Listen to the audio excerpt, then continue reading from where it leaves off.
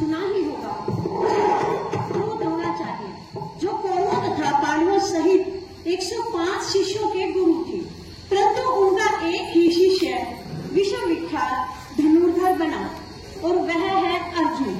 पर क्या आप जानते हैं कि गुरु द्रोणाचार्य के एक और शिष्य थे? वे थे एकलव्य, जो विश्वविख्यात तो नहीं थे परंतु एक महान धनुर्धर जरूर थे।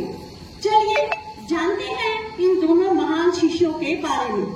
एक बार गुरुजी अपने सभी शिष्यों की परीक्षा ले रहे थे। अर्जुन की परीक्षा देने की बारी आने पर उन्होंने क्या कहा, देखिए। अर्जुन, आयुष्मान प्रणाम गुरुदेव। तुम्हें सामने पेड़ पर बैठी हुई चिड़िया की आंख पर निशाना लगाना है। जी गुरुदेव। अर्जुन, क्या तुम्हें सामने पेड़ दिखाई दे रहा है? नहीं गुरुदेव। क्या तुम्हें पेड़ पर बैठी चिड़िया दिखाई दे रही है? नहीं गुरुदेव। जब तुम्हें पेड़ दिखाई नहीं दे रहा, चिड़िया दिखाई नहीं दे रही, तो तुम निशाना कैसे लगाओगे? गुरुदेव, ना तो मुझे पेड़ दिखाई दे रहा है और ना ही चिड़िया दिखाई दे रही है। मुझे तो केवल चिड़िया की आंख दिखाई दे रही है। बहुत अच्छे अर्जुन, निशाना लगाओ। अद्भुत है अर्जुन, विचित्र है, विचित्र है। एकलव्य गुरु द्रोणाचार्य के वे शिष्य थे जिनको गुरु द्रोणाचार्य जी ने अपना शिष्य बनाने के लिए मना कर दिया। फिर वे एकलव्य ने उनकी प्रतिमा को गुरु मानकर धनुर्विद्या सीखनी शुरू कर दी। और फिर एक दिन जब गुरु द्रोणाचार्य अपने शिष्यों के साथ जंगल में भ्रमण पर निकले तो वे हैरान रह गए कि उनके पालतू कुत्ते का मुंह पूरी तरह तीरों से भरा हुआ था, जिनके कारण वह भौंक भी नहीं पा रहा था। परंतु हैरान करने की बात यह थी कि उस कुत्ते के मुंह में तीरों के कोई घाव भी नहीं थे। इस आश्चर्यजनक घटना को देखकर गुरु द्रोणाचार्य जी अचंभित रह गए और उस धनुर्धर से पूछा,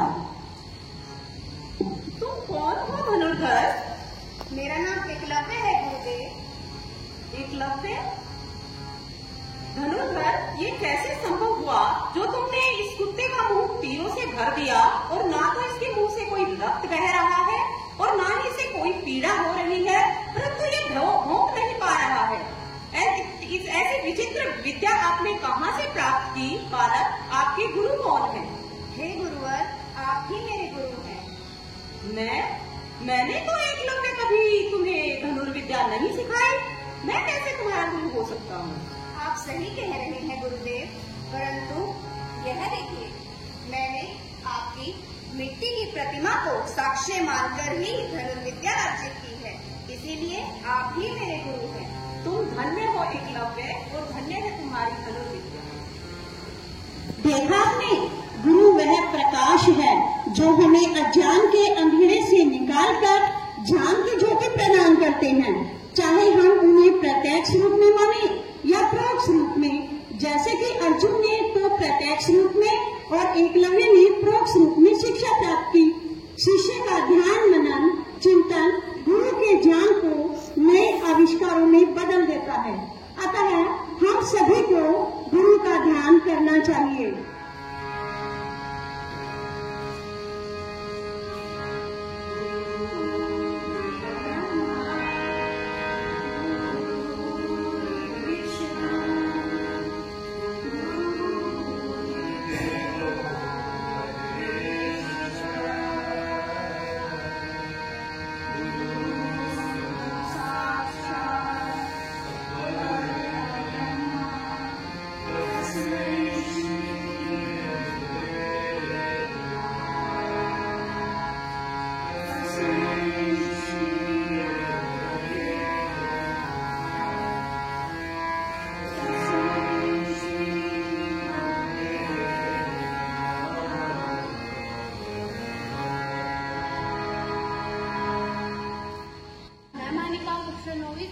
छात्रा आप सभी के समक्ष गुरु पूर्णिमा के शुभ अवसर पर कुछ शब्द कहना चाहती हूँ।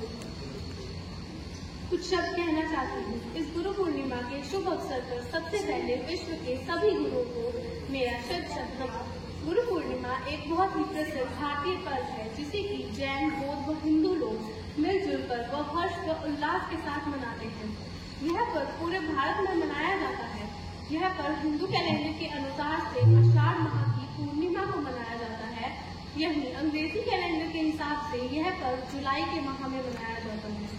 इस साल यह पर्व पूरे भारत देश में 3 जुलाई को मनाया जा रहा है। माना जाता है कि इस दिन गुरुओं का पूजन करने से गुरु की दीक्षा का फल उनके शिष्यों को मिलता है।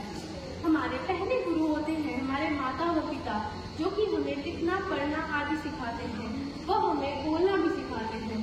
वही हमारे सबसे पहले गुरु होते हैं और हमें हर महत्वपूर्ण सीख देते हैं। वह हमें जीवन का साथ देते हैं। हमारे दूसरे गुरु होते हैं वह शिक्षक, जो कि हमें स्कूल व कॉलेजों में पढ़ाते हैं। वह शिक्षक एक कुम्हार की तरह होते हैं, जो एक गीली मिट्टी जो किसी काम की नहीं, उसे एक लाभदायक मटके का रूप देते हैं। वह मटका बहुत से लोगों की प्यार बुझाने के काम भी आता है। हमारे गुरु ही होते हैं जो कि हमें ज्ञान के साथ साथ जीवन जीने का सही मार्ग भी दिखाते हैं। माना जाता है कि इसी दिन गौतम बुद्ध ने सारनाथ में अपना पहला उपदेश दिया था और इसी दिन भगवान शिव जी ने भी सब ऋषियों को योग करने का मंत्र दिया था। साथ ही साथ इसी दिन श्री वेद व्यास जी का जन्म भी हुआ था, जिस वजह से गुरु पूर्णिमा को व्यास पूर्णिमा व व्यास जयंती भी कहा जाता है। धन्यवाद व गुरु पूर्णिमा की शुभकामनाएं। Teachers have shown you the path. Teachers have given you the light that from which you can follow and grow with. Dear students, so many things which were to be told by me already depicted through your teachers. They have already conveyed the message that what is the value of Guru. Without Guru, maybe spiritual or academic or anywhere else, we cannot grow and we cannot success in life. So dear students, dear teachers, whosoever is your Guru, the students, your Gurus are your teachers who are giving your life to live in a better way, and your parents as well, they are also your Guru. Your Dadi, Dada, Nani, Nana, they are also your Gurus who are teaching them, who are teaching you people the way of giving a better life to yourself. Dear students, we should go to our teachers, we should go to our Gurus and try to seek everything from them. Because without Guru, we cannot succeed. And today, when you are back, you should give regards to your teachers. Always give respect to your teachers. Always give respect to your elders, so that they should also all their blessings on you to be a very good human being. Dear students, ultimate aim. What is the aim of life? Everybody has to leave it. Whosoever has come has to leave this world. But in what way? One person when dies, there are thousands of people behind him, and one person is there who nobody is there to take care of the person. So what you want to be, that depends upon you, and without the guidance of your teachers, it's not possible. सब कुछ जो है वो गुरु है, तो you must give respect and follow the path shown by them.